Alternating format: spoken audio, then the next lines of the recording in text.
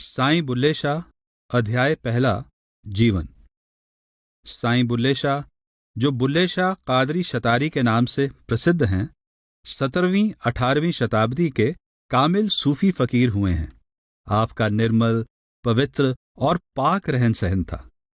उच्च श्रेणी की आध्यात्मिक प्राप्ति के कारण हिंदू, मुसलमान, सिख आदि अलग अलग धर्मों में आस्था रखने वाले लोग आपसे एक जैसा प्यार करते हैं।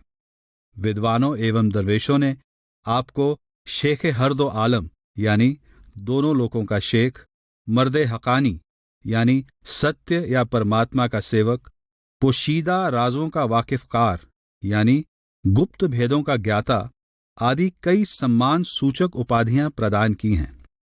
आपको पंजाब का सबसे बड़ा सूफी कवि कहा जाता है तथा आपकी रचना को सूफी कलाम के शिखर का दर्जा दिया गया है। आपके व्यक्तित्व तथा आपकी वाणी के कई पहलुओं की महान सूफी संतों मौलाना रूम, शम्स तबरेज आदि से तुलना की गई है। आपके जीवन काल से आज तक सारे उत्तरी भारत तथा उस सारे क्षेत्र में जो अब पाकिस्तान कहलाता है, आपके व्यक्तित्व और वाणी के प्रति अगाध प्रेम और श्रद्धा प्रकट की जाती है। साईं बुल्ले शाह का असली नाम अब्दुल्ला शाह था। अब्दुल्ला शाह से बुल्ला शाह या बुल्ले शाह हो गया। प्यार से आपको कोई बाबा बुल्ले शाह कहता है, कोई साईं बुल्ले शाह तथा कोई केवल बुल्ला। आपकी 40वीं गंड के अंत में आपके असली नाम के बारे में सीधा संकेत मिलता है। हुण इन्ना लिल्लाह आख के तुम करो दुआई, पिया ही सब हो गया अब्दुल्ला नाही। बुल्ले शाह के जीवन काल के विषय में कई मतभेद हैं, परंतु आपका समय अधिकतर सन 1680 से 1757-58 तक माना जाता है। आपके जन्म स्थान के विषय में भी इतिहासकारों और विद्वानों में दो मत हैं। कुछ विद्वान आपका जन्म रियासत बहावलपुर यानी पाकिस्तान के गांव उच्च गलानिया में हुआ मानते हैं।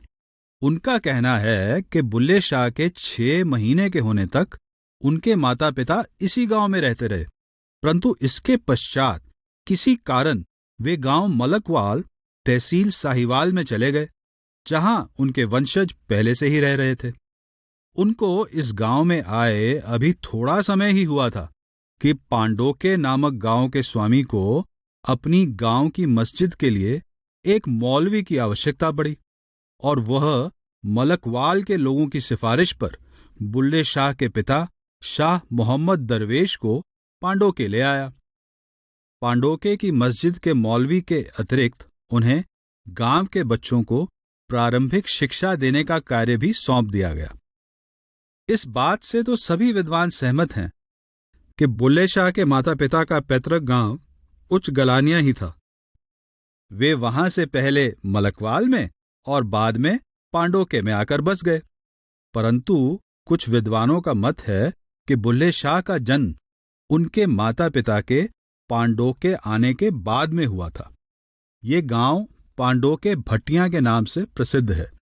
यह कसूर पाकिस्तान से लगभग 14 मील दक्षिण पूर्व में एक प्रसिद्ध कस्बा है। कस्बे की वर्तमान ख्याति में साईं बुल्ले शाह के नाम का भी हाथ है। कहा जाता है कि साईं बुल्ले शाह के पूर्वजों में सैयद जलालुद्दीन बुखारी 300 वर्ष पहले सुर्ख बुखारे से मुल्तान आए और हजरत शेख गौस बहाउद्दीन जकरिया मुल्तानी के द्वारा बैअत होकर उच्च गलानिया में रहने लगे। बैअत होने का मतलब है नामदान लेना। सूफी मत में मुर्शिद या सतगुरु से नाम लेने को बैअत होना कहा जाता है। बुल्ले शाह के दादा सैयद अब्दुल रज़ाक उनके ही वंशज थे। इसका अर्थ ये हुआ कि एक और बुल्ले शाह का वंश सैयद होने के कारण हजरत मोहम्मद के साथ जुड़ा हुआ था तथा दूसरी ओर सूफी विचारधारा और परंपरा के साथ उनका सदियों पुराना संबंध था। बुल्ले शाह के पिता शाह मोहम्मद दरवेश को अरबी, फारसी और कुरान शरीफ का अच्छा ज्ञान था। आप आध्यात्मिक झुकाव वाले नेक दिल मनुष्य थे। कहा जाता है कि परिवार में बुल्ले शाह के साथ उसकी अपनी बहन का सबसे अधिक स्नेह था, जिसने उन्हीं की तरह कुंवारी रहकर संयम और भक्ति से जीवन व्यतीत किया। बहन और भाई दोनों पर पिता के उच्च चरित्र का प्रभाव था, जिसकी नेकी के कारण उसको दरवेश कहकर आदर दिया जाता था। आज भी बुल्ले शाह के पिता का मजार पांडो के भट्टियां में विद्यमान है। प्रतिवर्ष उनके मजार पर उर्स लगता है और रात को बुल्ले शाह की काफियां गाई जाती हैं। इस प्रकार पिता और पुत्र दोनों की बड़ाई एक दूसरे में मिलजुल कर एक ऐतिहासिक याद और एक लोकप्रिय परंपरा का रूप धारण कर गई है। बुल्ले शाह का बचपन पांडोके में अपने पिता की देखरेख में व्यतीत हुआ। आपने प्रारंभिक शिक्षा गांव के अन्य बच्चों की भांति अपने पिता से ही प्राप्त की। इसके बाद उच्च शिक्षा प्राप्त करने के लिए आपको कसूर भेजा गया, जो उन दिनों इस्लामी शिक्षा का केंद्र था। कसूर में हजरत गुलाम मुर्तजा और मौलाना मुहियुद्दीन जैसे उच्च कोटि के उस्ताद मौजूद थे। इन शिक्षकों की ख्याति दूर दूर तक फैली हुई थी। बुल्ले शाह ने भी कसूर में रहकर हजरत गुलाम मुर्तजा से उच्च शिक्षा प्राप्त की। बुल्ले शाह में ऐसी बौद्धिक और चारित्रिक विशेषताएं मौजूद थीं, जिनके कारण उन्होंने ऐसे योग्य शिक्षकों की संगति से पूरा लाभ उठाया। अनेक ऐतिहासिक उद्धरणों में बुल्ले शाह को अरबी और फारसी का उच्च कोटि का विद्वान माना गया है। उनकी वाणी में भी अनेक ऐसे प्रमाण मिलते हैं जिनसे ज्ञात होता है कि उनका इस्लामी और सूफी धर्म ग्रंथों का बड़ा गहन और विशाल अध्ययन था। जब बाद में उनकी परमात्मा से अंतर में लिव लग गई, तब बाहरी ज्ञान एक नए रूप में चमकने लगा। परंतु इस सहज ज्ञान की प्राप्ति के लिए बुल्ले शाह को एक लंबे संघर्ष में से गुजरना पड़ा। यह प्राप्ति कामिल मुर्शिद यानी पूर्ण सतगुरु की संगति में पहुंचकर ही हुई। परंतु धर्म ग्रंथों के पाठ ने बुल्ले शाह के मन में एक चिंगारी पैदा कर दी, और जिस सत्य की बड़ाई के आश्चर्यजनक वर्णन बुल्ले शाह ने धर्म ग्रंथों में पढ़े, उसके दर्शन की तड़प उसके हृदय में भड़क उठी। ये तड़प और खोज ही बुल्ले शाह को कामिल मुर्शिद हजरत शाह इनायत कादरी के द्वार पर खींच कर ले गई। हजरत इनायत शाह अपने समय के कमाई वाले कादरी सूफी फकीर थे। ऐतिहासिक दृष्टि से कादरी सूफियों का संबंध इससे पूर्व बगदाद में हुए सूफी संत अब्दुल कादिर जिलानी के साथ है। हजरत जिलानी को पीर दस्तगीर या पीरा पीर कहकर भी सम्मानित किया जाता है। बुल्ले शाह ने स्वयं संकेत दिया है कि हमारा पीरों का पीर बगदाद में हुआ है, परंतु मेरा सदगुरु लाहौर शहर का है। पीरा पीर बगदाद असाडा मुर्शद तखत लाहौर, एहो तुसी भी आखो सारे आप गुड्डी आप डोर। हजरत जिलानी के कथनों पर आधारित दो पुस्तकें अल फतह अल रब्बानी और फतुह अल गैब बहुत प्रसिद्ध हैं। इनमें आपने बहिर्मुखी कर्मकांड के स्थान पर हृदय की सफाई और खुदा की बंदगी पर जोर दिया है। आप कहते हैं कि नेकी और बदी एक ही वृक्ष की दो शाखाएं हैं। एक शाखा में कड़वा फल लगता है और दूसरी में मीठा। बुद्धिमता कड़वा फल त्याग कर मीठा खाने में है। आपने ये भी कहा है कि नफ्स यानी मन या खुदी यानी अहम के विरुद्ध लड़ा गया जिहाद यानी धार्मिक युद्ध तलवार से लड़े गए जिहाद से बहुत ऊंचा स्थान रखता है। इससे खुद परस्ती यानी अहम और शिर्क यानी रचयिता के स्थान पर रचना की पूजा जैसी अप्रत्यक्ष बुत परस्ती यानी मूर्ति पूजा पर भी विजय प्राप्त की जा सकती है। शेख जिलानी सच्चा सूफी उसे मानते हैं जो संसार का त्याग करने की अपेक्षा स्वयं ग्रस्त जीवन व्यतीत करता हुआ माया से निर्लिप्त रहे, ताकि दूसरे लोग भी उसके आदर्श से लाभ उठा सकें। भारत में कादरी सूफी संप्रदाय का प्रभाव 3 शताब्दियों बाद 1432 ईस्वी में मोहम्मद गौस नामक सूफी दरवेश द्वारा पहुंचा। हजरत मोहम्मद गौस पहले बहावलपुर में आकर ठहरे और बाद में उनका उपदेश दूर दूर तक फैल गया। पंजाब के सूफी दरवेश हजरत मियां मीर कादरी संप्रदाय के थे।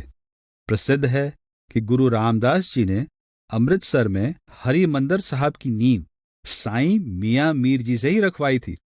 ये भी कहा जाता है कि जब मुगल बादशाह जहांगीर ने 5वीं पातशाही श्री गुरु अर्जुन देव जी को कई प्रकार के कष्ट पहुंचाए तो हजरत मियां मीर ने गुरु साहब से कहा कि यदि आपका हुक्म हो तो मैं लाहौर से दिल्ली तक की ईंट से ईंट बजा दूं। गुरु साहब ने कहा कि यह काम तो हम भी कर सकते हैं, परंतु हर हालत में मालिक के भाणे में रहना चाहिए।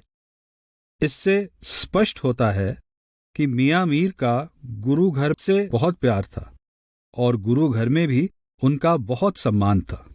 हजरत मियां मीर का प्रभाव तत्कालीन मुगल सम्राटों पर भी था तथा औरंगजेब के अजातशत्रु भाई दारा शिकोह को भी कादरी संप्रदाय का अनुयायी माना जाता है।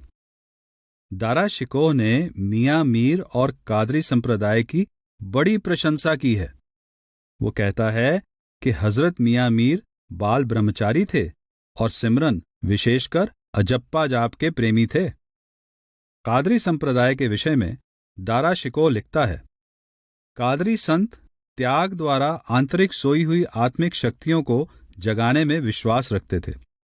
कादरी संप्रदाय किसी भी प्रकार के रीति रिवाजों में उतना विश्वास भी नहीं रखता था जितना अन्य सूफी संप्रदाय जैसे चिश्ती, सुहरावर्दी आदि रखते थे। कादरी संप्रदाय बहरमुखी मुसलमानी भेक और शरीयत आदि में विश्वास नहीं रखता। इस मत के अनुसार मनुष्य संत, पीर या गुरु द्वारा ही परमात्मा को मिल सकता है और परमात्मा सतगुरु के रूप में संसार में प्रकट होता है। इससे कादरी सूफियों के हृदय की विशालता और विद्वानों पर उनके गहरे प्रभाव का पता लगता है। इस मत के संस्थापक पीर जिलानी ने अपनी प्रसिद्ध रचना फतूह अल गैब में सूफी सिद्धांत के जिन अंगों की गिनती की है उनमें मुनाजात यानी प्रभु की स्तुति, रजा, सब्र, एकांत और फक्र के साथ हृदय की उदारता को भी विशेष स्थान दिया गया है। वास्तव में आरंभ से ही कादरी सूफी संप्रदाय के दरवेश अपने उदार हृदय, सहनशीलता और नम्रता के साथ साथ विद्वता, आचरण की पवित्रता और रूहानी पहुंच के लिए विशेष तौर से सम्मानित किए जाते थे। अपने समय में हजरत मियां मीर और साईं इनायत शाह की महिमा और प्रसिद्धि का सिक्का भी सब और चलता था। हजरत इनायत शाह कादरी के जन्म की तिथि के विषय में विद्वान एकमत नहीं है, परंतु आपकी एक पांडुलिपि से पता लगता है कि सन 1699 ईस्वी में आपका स्वास्थ्य अच्छा था। आप कादरी संप्रदाय के आदरणीय और कमाई वाले फकीर तथा उच्च कोटि के विद्वान लेखक थे। आपने फारसी में मार्फत की कई पुस्तकें लिखी, जिनमें से दस्तूर उल अमल, इस्लाह उल अमल, लताइफ ए गैबिया और इशारतुल तालबीन विशेष तौर से प्रसिद्ध हैं। आपने दस्तूर उल अमल में 7 रूहानी पड़ावों का भी वर्णन किया है। प्राचीन हिंदू ऋषि मुनि भी हंस यानी गुरमुख बनने के लिए इन पड़ावों में से गुजरना आवश्यक समझते थे। हजरत इनायत शाह का डेरा लाहौर में था, इसलिए आप इनायत लाहौरी के नाम से भी प्रसिद्ध थे। आप जाति के अराई थे और खेती बाड़ी तथा बागवानी के व्यवसाय से गुजारा करते थे। आप कुछ देर कसूर में भी रहे, परंतु वहां के शासक के विरोध के कारण आप लाहौर आ गए और जीवन के अंतिम दिनों तक वहीं रहे। आपका मकबरा यानी समाधि भी लाहौर में ही है। बागे औलियाए हिंद में आपके विषय में यह उद्धरण मिलता है, बागबाना दी कौम विचों है शाह इनायत पाई, शाह रजा वली अल्लाह तो अजमत उसने पाई। कस्बा एक कसूर पठाना, उसदा करण गुजारा, ਹੁਸੈਨ ਖਾਂ ਹਾਕਿਮ ਉਹਨਾਂ ਨੂੰ ਦੁਸ਼ਮਣ ਜਾਨੀ ਭਾਰਾ। ਉਥੋਂ ਹਜ਼ਰਤ ਪਕੜ ਕਿਨਾਰਾ ਸ਼ਹਿਰ ਲਾਹੌਰ ਵਿੱਚ ਆਏ। ਦੱਖਣ ਪਾਸੇ 2 ਕੋ ਪੈਂਡਾ ਝੰਡੇ ਜਿਸ ਥਾਂ ਲਾਏ। ਉਸੇ ਜਗ੍ਹਾ ਤੇ ਇਸ ਮਰਦ ਦਾ ਰੌਜ਼ਾ ਵੇਖੋ ਆਇਆ। 1141 ਵਿੱਚ दुनिया छोड़ सिधाया। कहा जाता है कि हजरत इनायत शाह के पास पहुंचने से पहले भी बुल्ले शाह कोई ना कोई रूहानी अभ्यास किया करता था और उसे कुछ सिद्धि व शक्ति भी प्राप्त थी। जब जिज्ञासु बुल्ला साईं इनायत की बगीची के निकट पहुंचा तो देखा कि सड़क के किनारे लगे वृक्ष आमों से लदे हुए थे और निकट ही साईं जी प्याज की पनीरी लगा रहे थे। बुल्ले शाह के मन में आया कि साईं जी को किसी तरह सूचना मिल जाए कि कोई आया है। बुल्ले ने बिस्मिल्लाह यानी परमात्मा का नाम कहकर आमों की ओर दृष्टि डाल दी तो आम अपने आप धड़ाधड़ नीचे गिरने शुरू हो गए। साईं जी ने पीछे मुड़कर देखा कि बिना कारण आम गिर रहे हैं। आप शीघ्र समझ गए कि यह सामने खड़े नवयुवक की शरारत है। आपने उसकी ओर देखकर कहा, क्यों जवान, ये आम क्यों तोड़े हैं? बुल्ले शाह यही चाहता था कि साईं जी से बातचीत का अवसर प्राप्त हो। आपके समीप जाकर कहने लगा, साईं, ना तुम्हारे पेड़ों पर चढ़े, ना कोई कंकर पत्थर फेंका, मैंने तुम्हारे फल कैसे तोड़े? साईं जी ने एक दृष्टि बुल्ले पर डाली और बोले, अरे चोर भी और चतुर भी, तूने फल नहीं तोड़े तो और किसने तोड़े हैं? दृष्टि पड़ते ही बुल्ला साईं जी के चरणों पर गिर पड़ा। साईं जी ने पूछा, अरे तेरा क्या नाम है और तू क्या चाहता है? बुल्ले ने कहा, जी मेरा नाम बुल्ला है और मैं रब को पाना चाहता हूं। साईं जी ने कहा, अरे तू नीचे क्यों गिरता है? ऊपर उठ और मेरी ओर देख। ज्यों ही बुल्ले ने सिर उठाकर हजरत इनायत शाह की ओर देखा, उन्होंने उसी तरह प्यार भरी दृष्टि डाली और कहा, बुल्लिया, रब दा की पौना, इधरों पुटना ते उधर लाना। बुल्ले शाह के लिए इतना ही काफी था। उसका काम हो गया। साईं जी ने कुछ छोटे और सादा शब्दों, इधर से उखाड़ना और उधर लगाना में रूहानियत का सार समझा दिया। आपने बता दिया कि रूहानी उन्नति का राज मन को बाहर और संसार की ओर से मोड़कर अंतर में परमात्मा की ओर जोड़ने में है, और व्यवहारिक रूप से ये भी दिखा दिया कि यह कार्य पूर्ण सद्गुरु की कृपा दृष्टि से संपन्न होता है। इस छोटी सी परंतु महान घटना ने इतने सरल परंतु भेद भरे वचनों तथा एक तीखी दयामयी दृष्टि ने बुल्ले के मन पर सद्गुरु की महानता की अमिट छाप लगा दी। बागे औलियाए हिंद में इस घटना को थोड़े अंतर के साथ इस प्रकार वर्णन किया गया है। विच कसूर पठाना दे ए होया मर्द हकानी, ख्वास अल रसूल अल्लाह द्यों पोता पीर जिलानी। हजरत शाह इनायत पासों अजमत उसने पाई, विच लाहौर जिना दा रोजा दखण पासे साई। बुल्ले शाह दिल विच आखे, मुर्शद फड़िए चुन के, दिल विच क्यों कर होग तसल्ली, पानी पिए पुण के। करके शौक जद ओ हजरत मुर्शद टूंडन पाई, लाहौर शहर वल अव्वल हजरत टुर के नजर टिकाई। आके विच लाहौर शहर दे अंदर करन गुजारा, बाग जेड़े विच शाह इनायत ओथे करन उतारा। सी अंब पक्का उस वेले नजर वली नू आया, कर बिस्मिल्ला डिठा अव्वल अंब हेठां ओ ताया। शाह इनायत करे आवाजां, सुन तू मरदा राइया, अंब चुराया तुद असाडा, दे दे सानू पाइया।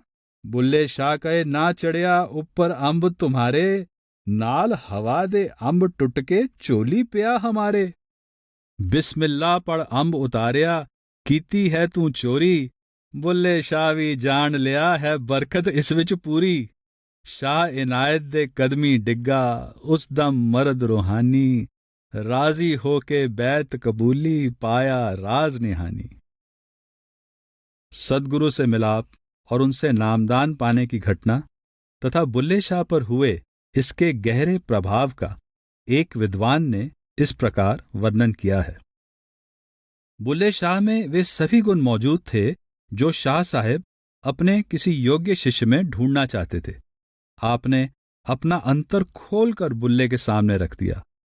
दर्शन हुए, बुल्ला बेखुद हो गया और उस बेखुदी में मंसूर की भांति बहने लगा। बुल्ले शाह का समय अद्भुत मस्ती में गुजरने लगा। सतगुरु की संगति और उसके बताए हुए मार्ग की अमली साधना से बुल्ले शाह की रूहानी अवस्था दिन प्रतिदिन बदलने लगी। अपनी काफी जो रंग रंग्या गूढ़ा रंग्या मुर्शद वाली लाली ओ यार में बुल्ले शाह संकेत करता है कि सतगुरु ने मुझे लाल रूहानी रंग में रंग दिया है। मेरी आंतरिक आंख खुल गई है, मेरे सब भ्रम दूर हो गए हैं और मुझ पर हकीकत का नूर बरसने लगा है। मुर्शद की दया से मुझे अंतर में प्यारे प्रीतम का दीदार हो गया है और मेरे लिए रब और मुर्शद का भेद समाप्त हो गया है। बुल्ले शाह के मन पर गुरु के प्यार का इतना गाढ़ा रंग चढ़ गया कि उसको गुरु के अतिरिक्त किसी चीज की सुध बुध ही नहीं रही। उसमें एक अनोखी प्रकार की बेपरवाही पैदा हो गई। उसके हर कार्य में से रहस्यमय संकेत फूटने लगे। प्रोफेसर पूरन सिंह ने अपनी पुस्तक स्पिरिट ऑफ ओरिएंटल पोएट्री में बुल्ले शाह के जीवन के इस दौर की एक दिलचस्प घटना का वर्णन किया है। एक दिन एक नवयुवती को, जिसके दूल्हे ने घर आना था, सिर गुंथवाते देखकर बुल्ले शाह के मन में अजीब हलचल पैदा हो गई। वो भी उस नवयुवती के समान सिर गुंथवाकर अपने गुरु के डेरे की ओर चल दिया कि अब मैं भी अपने पति से मिल लूं।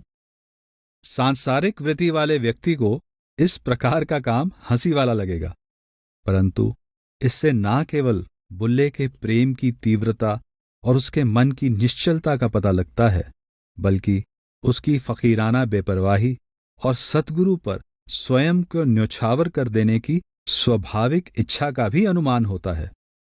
सच्चे प्रेमियों की तरह बुल्ले शाह ने अपनी पुरुषों वाली अकड़ त्याग कर अपने आप को ऐसी निर्बल अबला स्त्री के रूप में ढाल लिया जो अहम को त्याग कर अपने आप को पूरी तरह प्रीतम के सम्मुख समर्पित कर देती है। गुरु की शरण लेने से पहले बुल्ले शाह के मन में जो शंका, प्रश्न या भ्रम थे, वे सब आंतरिक प्रकाश में डूब गए।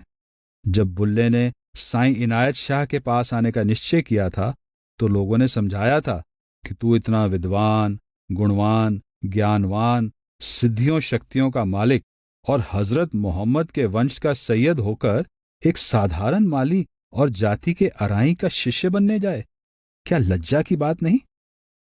परंतु मुर्शिद अपने नाम का पूरा निकला। उसने बुल्ले शाह पर वह इनायत यानी दया की कि एक ही दृष्टि से उसको रूहानी प्रकाश से भरपूर कर दिया। कहा जाता है कि बुल्ला खुशी और कृतज्ञता के मिले जुले रंग में पुकार उठा, जे तू लोणे बाग बहारा चाकर रहो अराइयां दा। बुल्ले शाह ने शाह इनायत का ऐसा पल्ला पकड़ा कि फिर कभी नहीं छोड़ा। बुल्ले शाह की वाणी में मुर्शद के प्रेम और महिमा के जो भावपूर्ण वर्णन मिलते हैं, उनमें मस्ती भी है और रंगीनी भी, खुमारी भी है और कृतज्ञता भी। इस उपमा में उसने सतगुरु और परमात्मा में कोई अंतर नहीं किया।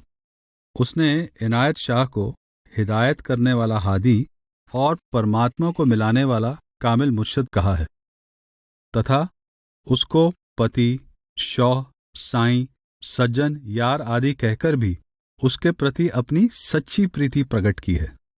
वो अपने सद्गुरु को सच्चा आरिफ यानी ब्रह्मज्ञानी, रूह का मालिक और लोहे को सोना बनाने वाला पारस कहता है।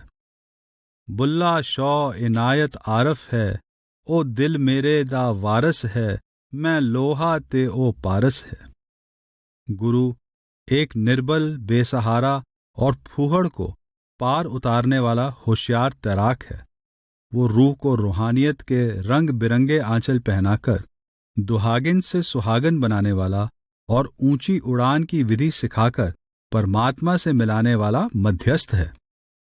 बुल्ला शौह ने आंदा मैनू इनायत दे बूहे, जिसने मैनू पवाए, चोले सावे ते सूहे, जा मैं मारी है अड्डी, मिल पया है वैया, तेरे इश्क नचाया कर थैया थैया।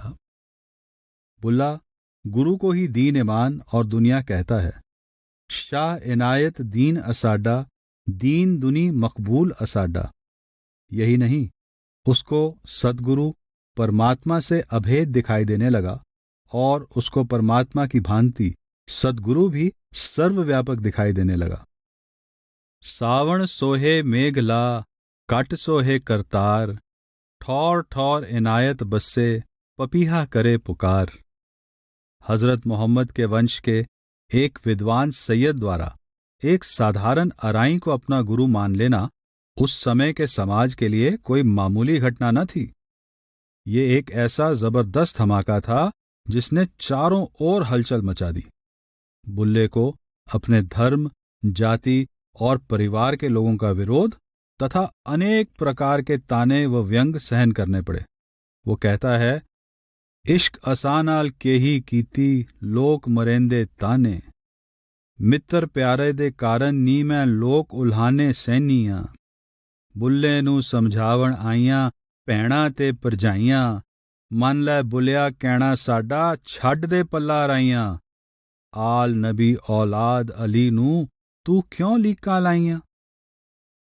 बुल्ले शाह ने बड़ी निडरता से इस बात का प्रचार किया कि पूर्ण सतगुरु चाहे कितनी छोटी से छोटी जाति में क्यों ना आए हों, उनका पल्ला पकड़ने से ही जीव का पार उतरना संभव है। वे बेधड़क होकर कहते हैं कि सैयदपन का मान और गर्व करने वाले नरकों की अग्नि में जलेंगे, परंतु साईं इनायत शाह जैसे अराई का पल्ला पकड़ने वाले रूहानी दौलत से माला माल हो जाएंगे। जेड़ा सानू सैयद सद्दे, दोजख मिलन सजाइयां, जो कोई सानू राई आखे, पिश्ती पींगा पाइयां, जे तू लोड़ें बाग बहारा, चाकर हो जा राइयां। बुल्ले शाह के जीवन के इन्हीं दिनों की एक घटना उसकी मस्ती, बेपरवाही और उदारता का सुंदर चित्र खींचती है। कहा जाता है कि संसार के तंग करने पर बुल्ले शाह ने गधियां ले ली ताकि संसार उससे घृणा करने लगे। बुल्ले शाह को लोग गधियां वाला कहने लगे। कहते हैं कि किसी गरीब की पत्नी को एक मुसलमान हाकिम जबरदस्ती अपने घर ले गया। जब उसकी पुकार किसी ने नहीं सुनी तो किसी ने कहा कि बुल्ले शाह कामिल फकीर है, तू जाकर उसकी खुशामद कर। जब उसके पास गया, उसने कहा, जा शहर में जाकर देख कहीं तबला और सारंगी बजते हैं। एक जगह हिजड़े गा रहे थे। उसने देखा और आकर बुल्ले शाह को उसकी सूचना दी। बुल्ले शाह उनमें जा मिले और नाचने लगे। जब वज्द यानी मस्ती में आए तो उसने पूछा कि वो हाकिम कहाँ रहता है। वो कहने लगा कि शहर के अमुक और खजूर वाले बाग और आमों वाली बगीची में रहता है। तब बुल्ले शाह ने ध्यान देते हुए कहा, अंबा वाली बगीची सुनिंदी, खजियां वाला बाग, खोतियां वाले सद बुलाई, सुत्ती ऐं ते जाग, चीना ई छड़ींदा यार, चीना ई छड़ींदा। बुल्ले शाह के कहने की देर थी कि वो स्त्री बरबस खींची चली आई। बुल्ले शाह ने कहा, हे मनुष्य, जा ले जा। उधर बुल्ले शाह के पिता को लोगों ने बता दिया कि पहले तो तुम्हारे पुत्र ने गधियां रखी थी, अब हिजड़ों के साथ नाचने लगा है, सईदों की इज्जत मिट्टी में मिला रहा है। बुल्ले शाह का पिता एक हाथ में लाठी पकड़े और दूसरे में माला लिए वहां जा पहुंचा। जब बुल्ले शाह ने अपने पिता को आते देखा तो दिल में आया, आज ये भी खाली ना जाए। ध्यान देकर गाने लगा, लोकां दे हथ मालियां ते बाबे दे हथ माल, सारी उम्र पिट पिट मर गया, खुस ना सकिया वाल, चीना ई छड़ींदा यार, चीना ई छड़ींदा। पिता भी साथ में नाचने लगा और अंदर पर्दा खुल गया। हाथ से माला फेंक कर कह उठा, पुत्र जिना दे रंग रंगीले, मापे भी लैंदे तार, चीना ई छड़ींदा यार, चीना ई छड़ींदा। प्रेम का आरंभ बहुत चिताकर्षक होता है, परंतु इसका मार्ग विषम और मंजिल दूर है। प्रेमी की छोटी सी बेसमझी या भूल प्रेमिका की नाराजगी का कारण बन जाती है और प्रेमी के लिए मुसीबतों के पहाड़ खड़े कर देती है। यही दशा बुल्ले शाह की हुई जब उसकी भूल के कारण मुर्शद उससे नाराज हो गए। कुछ लेखकों ने मुर्शद की नाराजगी का ये कारण बताया है कि बुल्ले शाह ने खुलेआम शरीयत की आलोचना करनी शुरू कर दी और ये बात गुरु को पसंद ना आई। परंतु ये बात जचती नहीं, क्योंकि शरीयत की आलोचना सब सूफी अपने अपने ढंग से सदा करते आए हैं और कादरी संप्रदाय के सूफी भी शरीयत के पुजारी नहीं थे। नाराजगी का कारण बताने वाला दूसरा वर्णन बिल्कुल भिन्न है। कहा जाता है कि एक बार बुल्ले शाह ने अपने मुर्शद साईं इनायत शाह को अपने किसी रिश्तेदार की शादी में सम्मिलित होने के लिए निमंत्रण दिया। साईं जी ने अपने स्थान पर अपना एक शिष्य भेज दिया। वो शिष्य अराई जाति का था और फकीरों के वेश में था। एक और बुल्ले शाह के कबीले को सैयद होने का गर्व था और दूसरी ओर उसके साधारण पहरावे के कारण उन्होंने उसका कोई मान सम्मान नहीं किया। बुल्ला भी चूक गया। उसे चाहिए था कि गुरु के प्रतिनिधि का पूरा मान व सम्मान करता, परंतु उसने भी लोकलाज में आकर उसकी ओर ध्यान न दिया। जब शिष्य विवाह से लौटा तो साईं जी ने पूछा, किस तरह रहे? उसने सारी बात सुना दी और नाराजगी प्रकट की कि मेरी जाति के कारण बुल्ले शाह और उसके घरवालों ने मेरे साथ अच्छा व्यवहार नहीं किया। साईं जी कहने लगे, बुल्ले की ये मजाल। फिर बोले, हमें उस निकम्मे से क्या लेना है? चलो हम उसकी क्यारियों से पानी मोड़कर तुम्हारी ओर कर देते हैं। बस इतना कहना था कि बुल्ले शाह के लिए प्रलय आ गई। जैसे ही मुर्शद ने दया का पानी मोड़ लिया, उसकी बहार पतझड़ में बदल गई। अंदर का पर्दा बंद हो गया, आंतरिक दृश्य अलोप हो गए। प्रकाश अंधकार में और आनंद शोक में बदल गया। बुल्ला शून्य के समान हो गया। जिसको आरंभ से ही आंतरिक दैवी आनंद की झलक न मिली हो और जिसने अंतर में सद्गुरु के व्यक्तित्व का दिव्य प्रकाश ना देखा हो, उसकी बात अलग है। परंतु जो साधक एक बार आंतरिक अमूल्य धन से माला माल हो चुका हो, उसके पास से अचानक ये दौलत छीन ली जाए तो उस पर क्या बीतती है, ये वही जानता है। वास्तव में रूहानी दौलत का मालिक पूर्ण सद्गुरु होता है और शिष्य के वश में कुछ नहीं होता।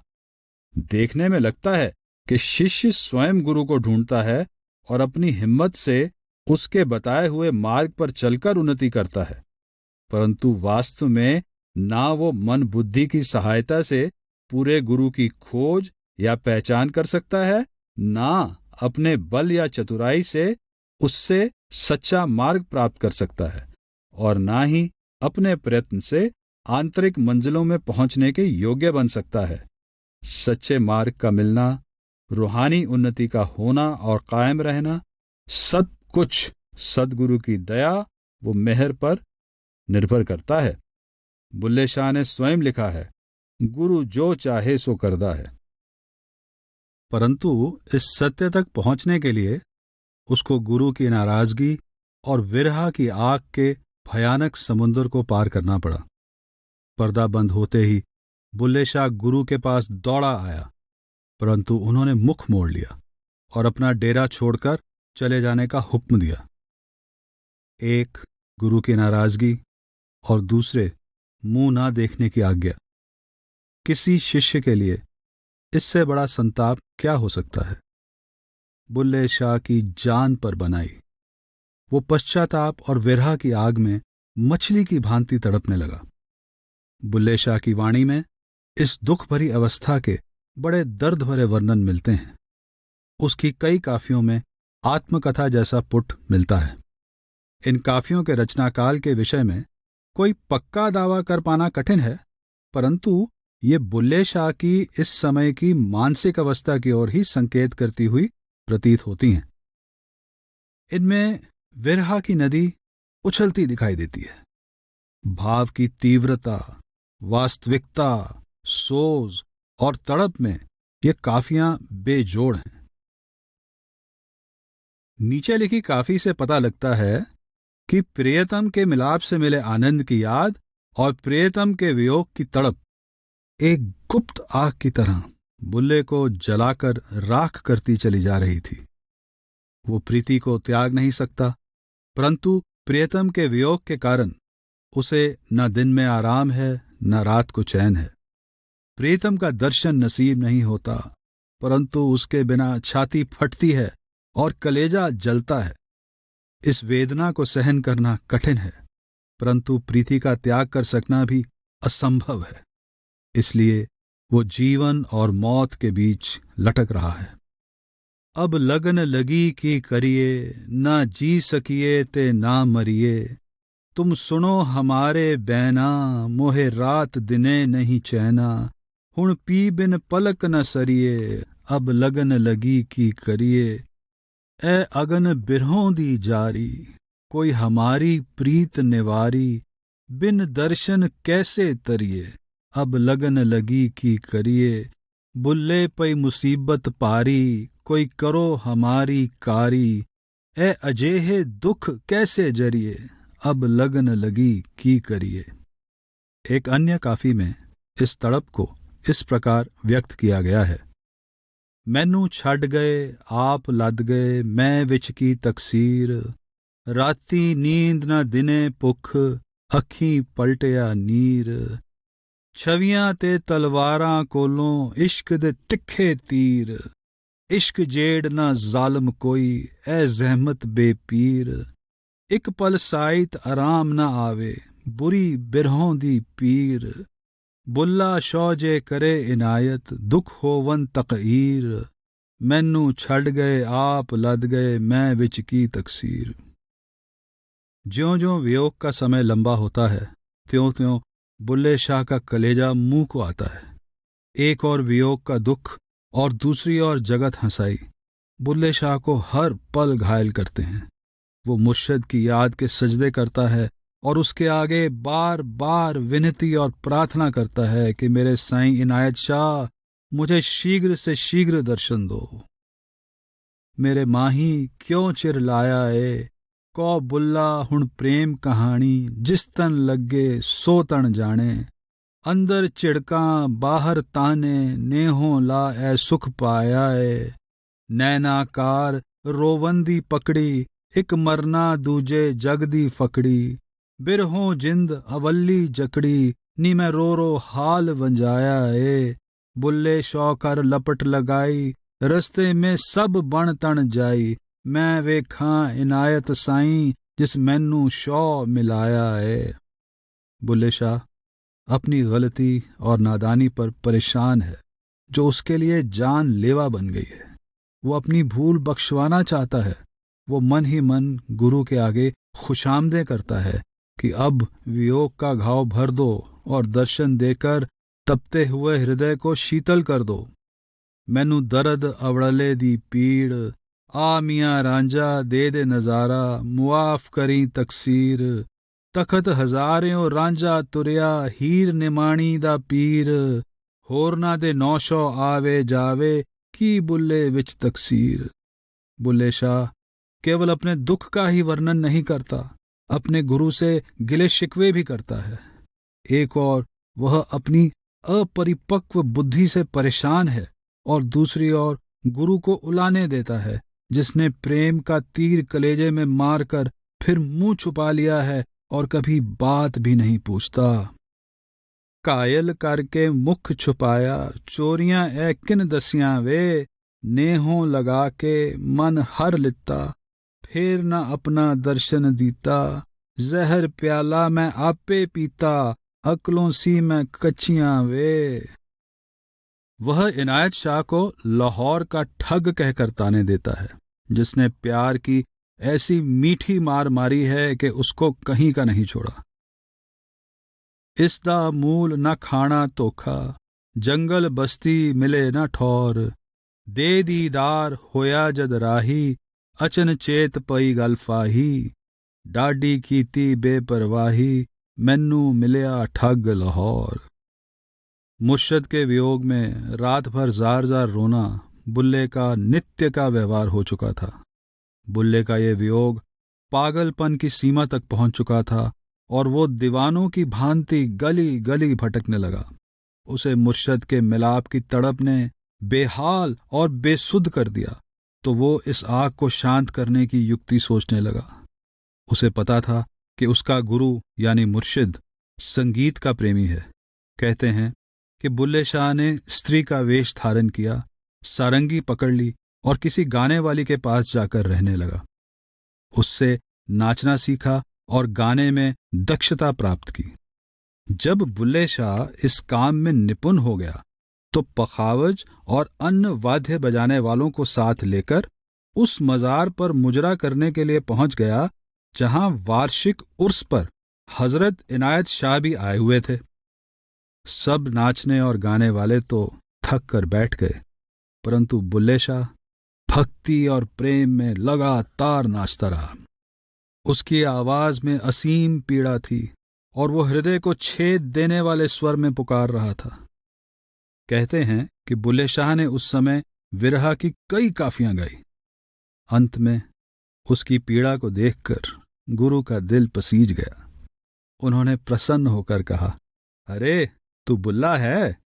बुल्ला दौड़कर गुरु के चरणों में गिर पड़ा और अश्रुओं से छलकती आंखों से कहने लगा, हजूर, बुल्ला नहीं पुल्ला हां। गुरु कभी भी शिष्य के विषय में अनजान नहीं होता। जब देखा कि पश्चाताप और वियोग की आग ने बुल्ले को तपाकर शुद्ध कुंदन बना दिया है, तो उसकी गलती क्षमा कर दी और उसे छाती से लगा लिया। हजूर महाराज बाबा सावंत सिंह जी फरमाया करते थे कि कामिल मुर्शद ने बुल्ले शाह के विरह की अग्नि परीक्षा इसलिए ली कि वे चाहते थे कि जिस हृदय में कुल मालिक के सच्चे प्रेम और उसके कलमे अर्थात शब्द की अमूल्य दौलत का भंडार रखना है, वो हृदय भी पककर उसे संभालने के योग्य बन जाए। फिर क्या था, दया और प्रेम के बंद झरने दोबारा फूटने लगे। बुल्ले शाह की सूखी क्यारी को पानी मिल गया, उसकी बगीची फिर महक उठी, उसमें रस और आनंद की सुगंध के फव्वारे फूट पड़े। कानूने इश्क का लेखक लिखता है कि मुर्शद बुल्ले शाह को छाती से लगाकर अपने साथ ले गए और उसे दिन रात मिलाप के प्याले पिलाने लगे। बुल्ले शाह की आत्मा सदगुरु की आत्मा के रंग में रंग गई और दोनों में कोई भेद न रहा। बुल्ले शाह की एक काफी में उसके प्रीतम से अभेद होने की अवस्था का सुंदर वर्णन है। रांझा रांझा कर दीनी मैं आपे रांझा होई, सदोनी मैनू तीदो रांझा हीर ना आखे कोई। रांझा मैं विच मैं रांझे विच होर ख्याल न कोई। मैं नहीं ओ आप है अपनी आप करे दिल जोई। हथ खूंडी मेरे अग्गे मंगू मोडे पूरा लोई। बुल्ला हीर सलेटी वेखो किथे जा खलोई। मुर्शिद परमात्मा से अभेद होता है, इसलिए मुर्शिद के साथ की अभेदता ही परमात्मा से अभेदता में बदल जाती है।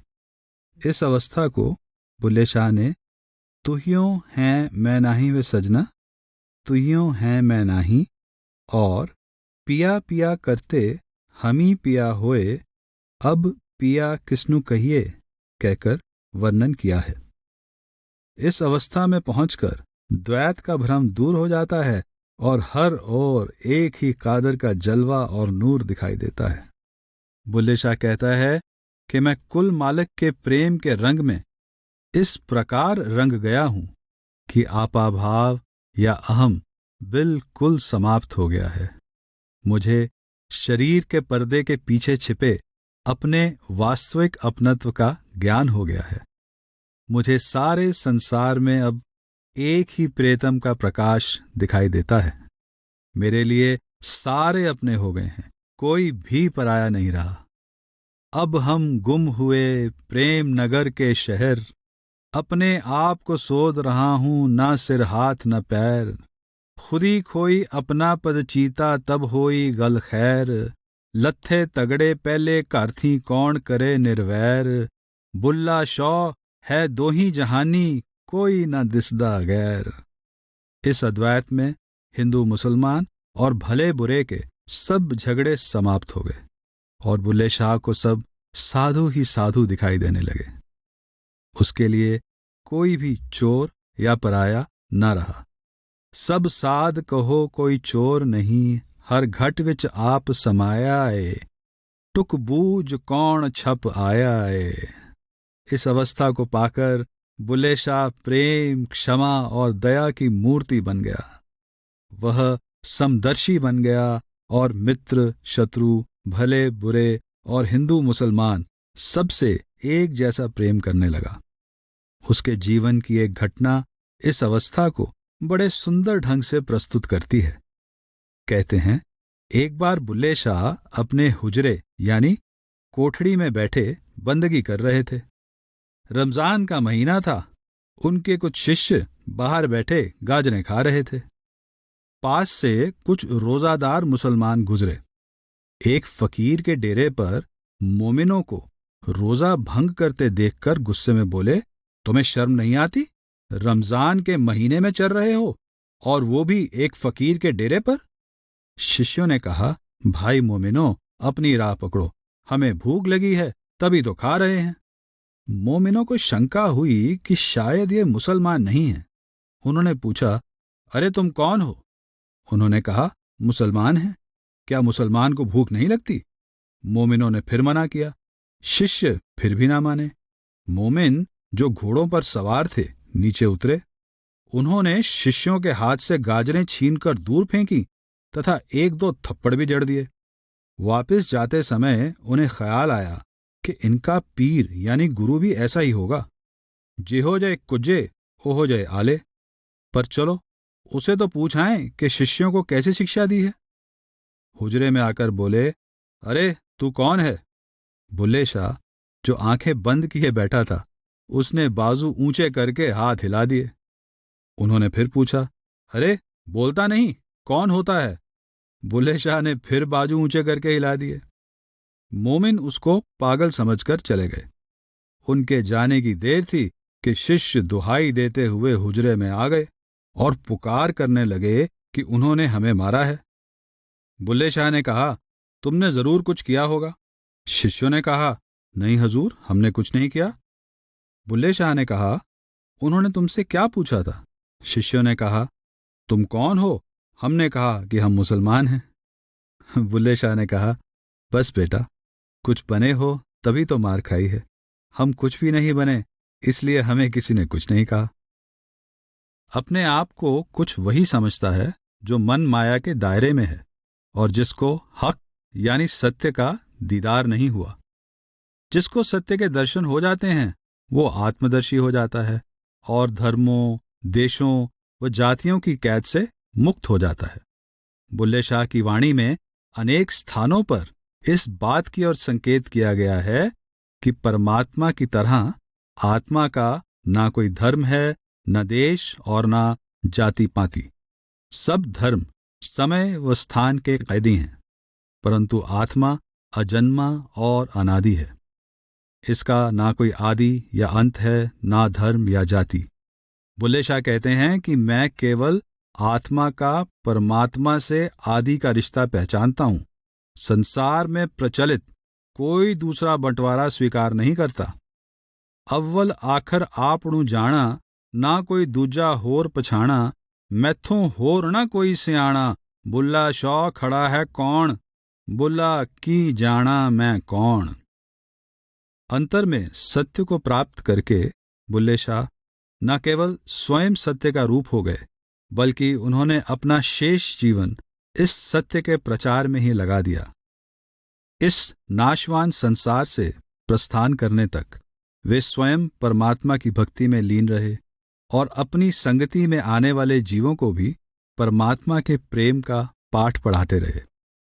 उनके पुरनूर व्यक्तित्व, निर्मल रहनी और देवी वाणी ने हर ओर उनकी प्रसिद्धि फैला दी। सत्य के अनेक जिज्ञासु उनके व्यक्तित्व से लाभान्वित हुए। जीवन के अंतिम वर्षों में उन्होंने अपना डेरा कसूर में लगा लिया और वहां ही सन 1758-59 ईस्वी में उन्होंने नश्वर शरीर का त्याग किया। कसूर में उनका मज़ार आज भी मौजूद है। बाग़े औलियाए हिंद में आता है, 1171 हिजरी जिस दमसी आया, विच कसूर मज़ार उना दा वेखो खूब बनाया। साईं बुल्ले शाह ऐसा पहुंचा हुआ दरवेश, कामिल फ़कीर और सच्चा आशिक था, जिसने मुर्शिद के इश्क द्वारा अल्लाह के इश्क की मंजिल तय की। उसके इश्क में तीव्रता, सोज और तड़प के साथ सिदक, कुर्बानी और त्याग था। उसने इश्क की वेदी पर जाति और विद्वता का चढ़ावा चढ़ाया और विरह की आग में जलते हुए भी गुरु में अपनी निष्ठा और विश्वास को पल भर के लिए भी डोलने नहीं दिया। उसके जीवन की तरह उसकी वाणी इश्के मिजाजी यानी सद्गुरु रूपी साकार प्रभु के प्रेम की उंगली पकड़कर इश्के हकीकी यानी निराकार प्रभु के प्रेम तक पहुंचने का मार्ग दिखाती है, जो संसार के सब सच्चे प्रभु भक्तों का साझा मार्ग है। इसमें धर्म, देश, रंग, रूप या नस्ल का कोई भिन्न भेद नहीं। यह मार्ग समय और स्थान की सीमा से आजाद है। जिस किसी ने जब कभी सत्य या परमात्मा से साक्षात किया है, इस मार्ग पर चलकर ही किया है, और जो कोई उससे साक्षात करेगा, इस प्रेम मार्ग का पथिक बनकर ही करेगा। साईं बुल्ले शाह की जीवनी और वाणी इस मार्ग के अनेक सूक्ष्म रहस्यों से भरी पड़ी है। यह परम सत्य के प्रेमी को बल देती है और उसे सत्य की प्राप्ति के मार्ग पर चलने के लिए बड़े से बड़ा बलिदान देने के लिए उत्साहित भी करती है। साईं बुल्ले शाह का व्यक्तित्व और वाणी दोनों कई शताब्दियों तक सच्चे प्रेमियों के लिए ज्ञान और प्रेम का प्रकाश फैलाने वाले ज्योति स्तंभ का काम करते रहेंगे।